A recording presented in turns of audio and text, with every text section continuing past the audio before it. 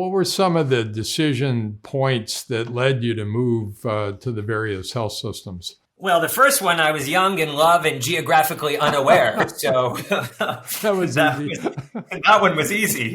I probably didn't think about it as much. But, certainly looking back, I think I was very, very fortunate, more by good fortune than maybe my good planning, to work in outstanding health systems with really outstanding leaders and people and providers, physicians, and teams. These were really excellent organizations.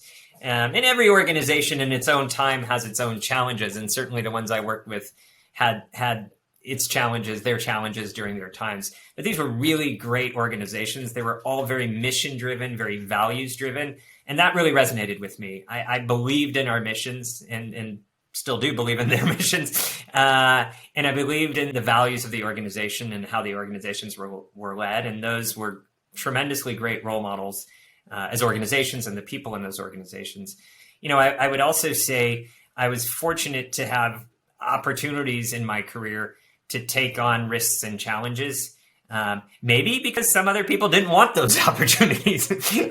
And I was naive enough to say, hey, these might be good opportunities. I also think between my wife and me, I think we were both open towards changes, moves, different geographies, taking on new challenges.